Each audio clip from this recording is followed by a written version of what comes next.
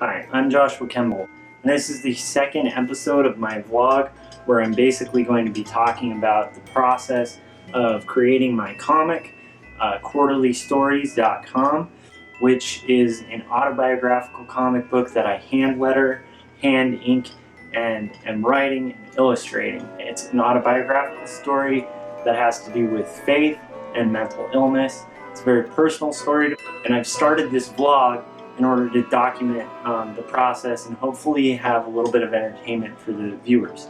So, today I was trying to think, what am I going to make my second vlog about? And I happen to be working on the roughs for page 36 of Quarterly Stories. And on this page, I'm introducing a new character who happens to be an owner of Pugs. And that got me thinking. I have a video camera. I have a YouTube channel. I also happen to have a pug. And I'm kind of crazy about pugs. They're a neurotic, weird, strange kind of dog that snorts, farts, snores, and is basically like one of the weirdest little creatures ever. They also happen to be fond of licking you incessantly over and over and over again for hours. So, initially I was thinking, I'll make this video about pugs. I was all prepped and ready, filmed some footage of my silly dog.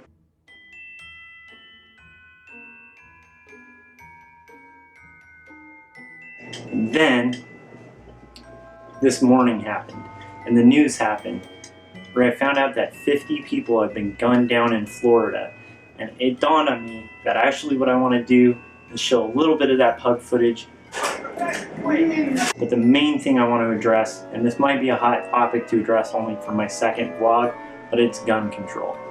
Now, I know a lot of you guys are sick of being on Facebook and you feel like, oh, they're trying to take my guns away, or you feel like, wow, all these gun-toting crazy Americans, you have weird, selfish, strange, odd, personal views on what you think gun control should look like or should not look like.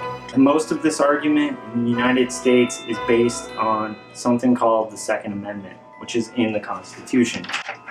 The Second Amendment of the United States Constitution gives us the right to have a well-regulated militia being necessary to the security of a free state. The right of the people to keep and bear arms shall not be infringed. So that's the little blob of text that everyone freaks out about whenever there's a mass shooting like this. Here's my thinking on it and why I wanted to write a vlog.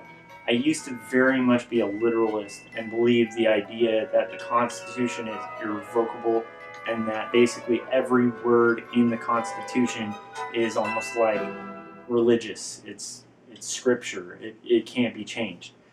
The problem with this kind of thinking was when I started thinking about my thinking, the argument for the right to bear arms, especially particularly the right to own guns in America, kind of fell apart.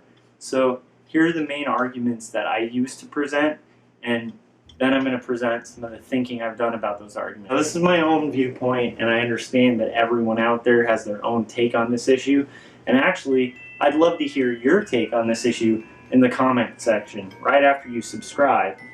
Right here, right below. Argument number one is that a lot of people say that why that amendment was included in the Constitution was the Founding Fathers were concerned that the government would become corrupt and that the people without a well-regulated militia would basically be forced to house and board government military within their homes and have no recourse and no way of self-defending themselves against the government.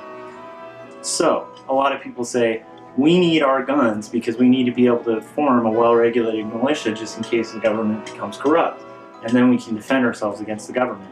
Problem with this kind of thinking, our government has nuclear weapons, has tanks, has bombs, has drones, has these military capabilities that if your neighbor had, might be a little disturbing to you. So here's my question to answer that question.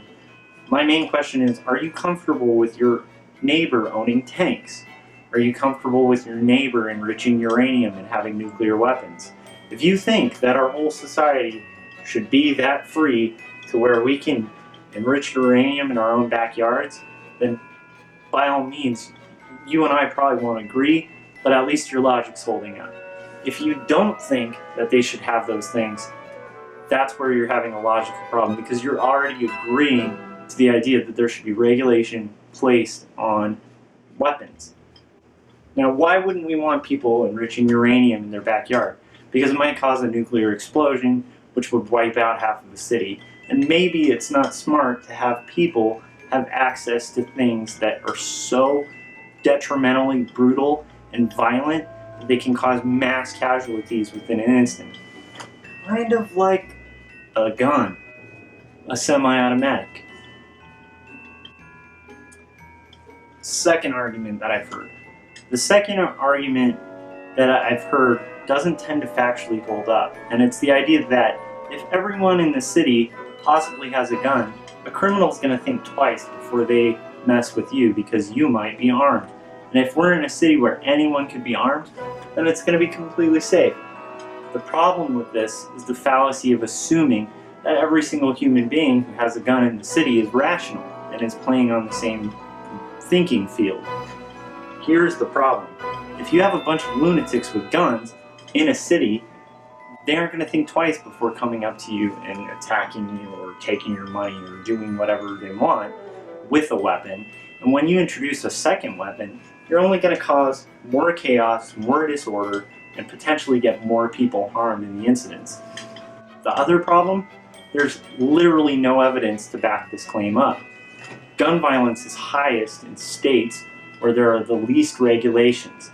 Florida is a prime example. They have low gun regulation. And what just happened in Florida? A man legally obtained a gun, actually multiple guns, and caused mass casualties within a week of purchasing the guns. Anyhow, some of these things, minor things, and I know I'm a vlogger, I'm an art vlogger, so I am by no means like a political genius. I'm just explaining a little bit of my thinking that got me to start being kind of against gun ownership, against the idea of all of us having guns, or some of these things.